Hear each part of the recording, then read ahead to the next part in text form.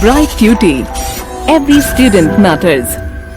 Hello students, so let's start with our next topic here under this heading that we were studying about the decentralization process in India.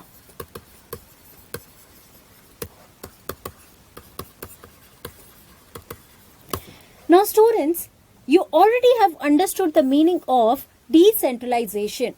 Now what do we understand by decentralization? Can you remember that?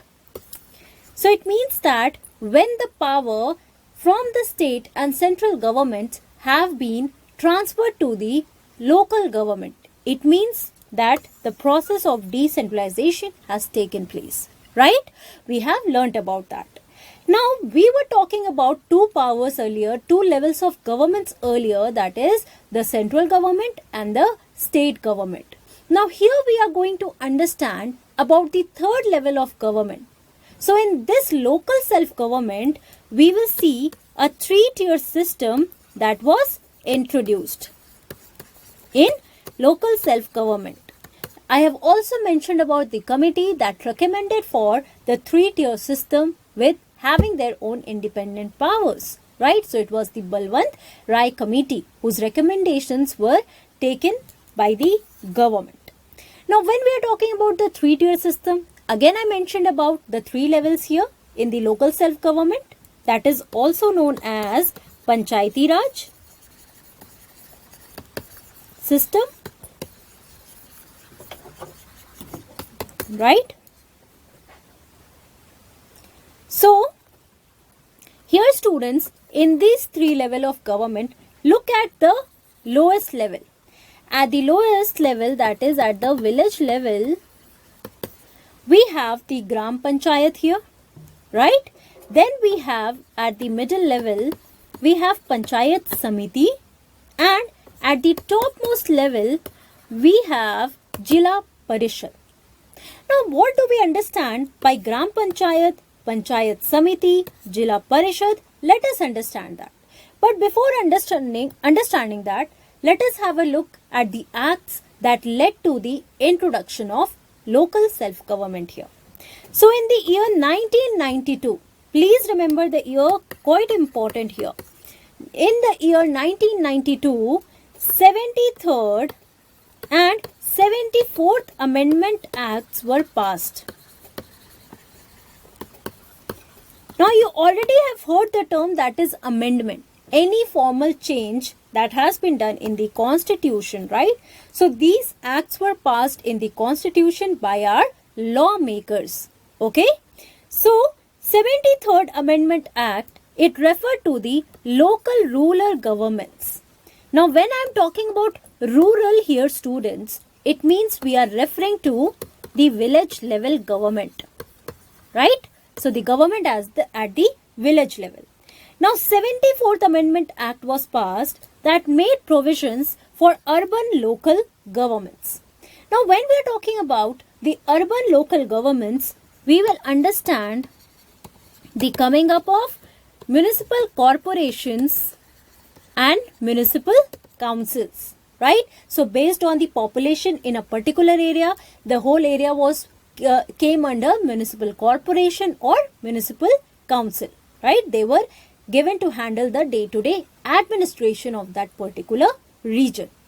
Now here another point that you have to keep in mind, that the act was passed in the year 1992, but when it came into force in the year 1993.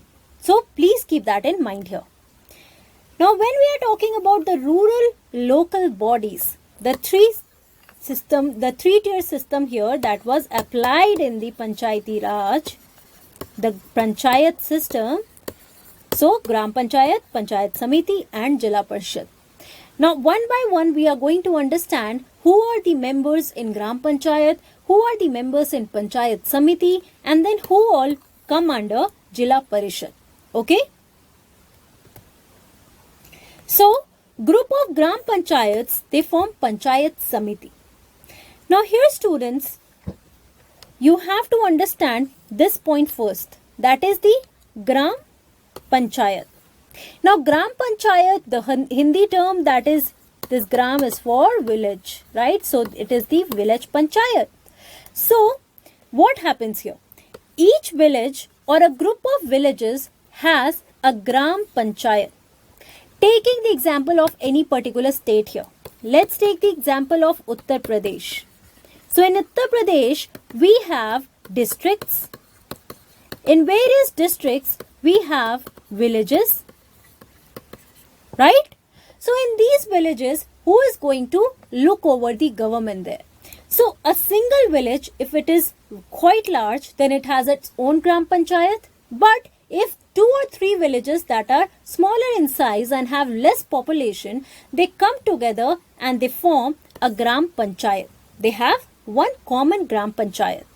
Now, it is a council consisting of panch and sarpanch elected by the adult population. Now, here what are we seeing? The adult population of that particular village, that is, they are having their own gram panchayat. So, these are the people who are directly electing their sarpanch and the panch, the council members of the gram panchayat. So panch, it means that 5 members are there along with the sarpanch there. Now the gram sabha supervises the functioning of gram panchayat. Now 2 terms are there for you. One is gram panchayat, that you have understood that every village or group of villages, they have a gram panchayat, right? Just at the state level, we have the state government. At the village level, we are talking about gram panchayat. No confusion should be here. Then we are talking about Gram Sabha. Gram Sabha includes the members or the adult members who are voting for the Gram Panchayat, for the council of Gram Panchayat. So all the adults who are eligible to vote, they are the members of Gram Sabha. But what are their functions, students? The basic function is to supervise the functioning of Gram Panchayat. They have also to review and look at the whole functioning of the Gram Panchayat. As in, how are they working? Are they good for the people who are living in their region? Or are they bad? Are they functioning as per the constitutional needs, or are they doing it for their own benefits? So these are some of the points that you have to keep in mind. Now, like I told you, Gram Sabha. Gram Sabha comprises all the adult members registered as voters. Not young children can't be a member of Gram Sabha. They have to be registered as voters. And you have learned that in our country, the registered age is 18 years. 18 years and above. So these are the members of Gram Sabha. Okay?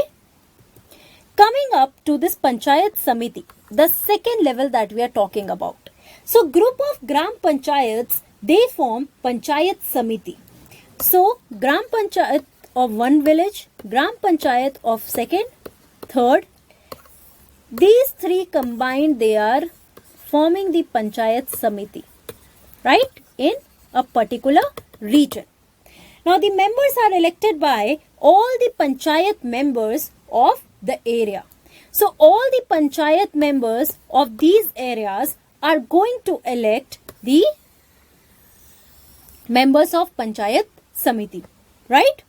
All the Panchayat Samitis in the district together form Jilla Parishad.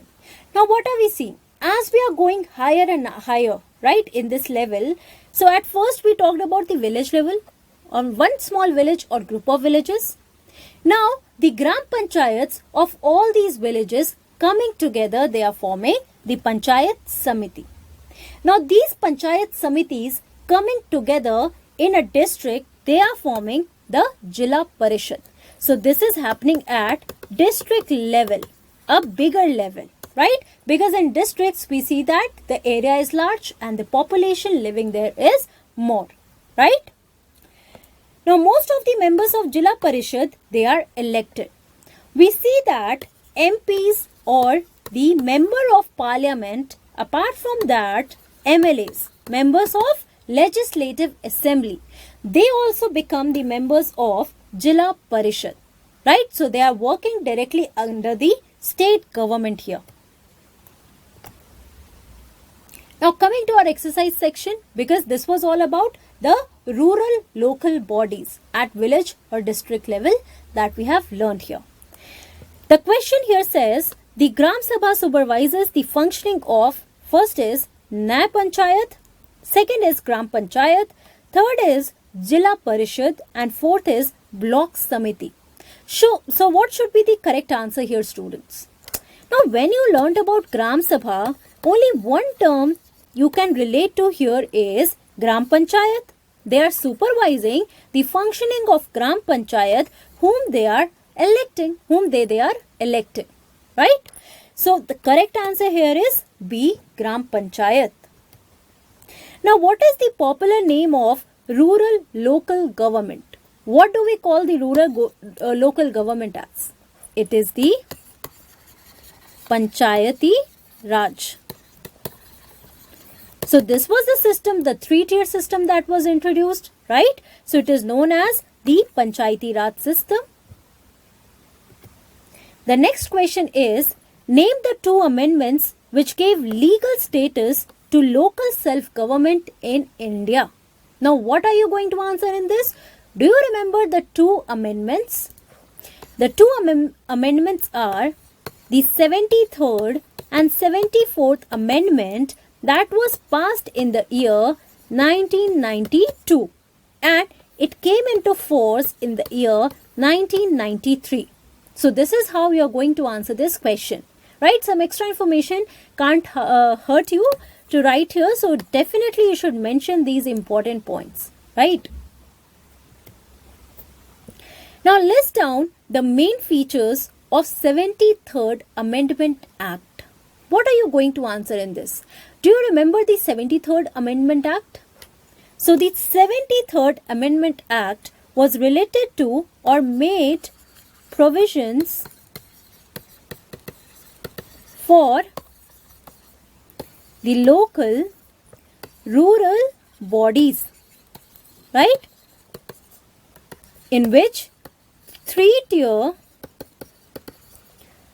system, also known as the Panchayati system, or Panchayati Raj system, was introduced.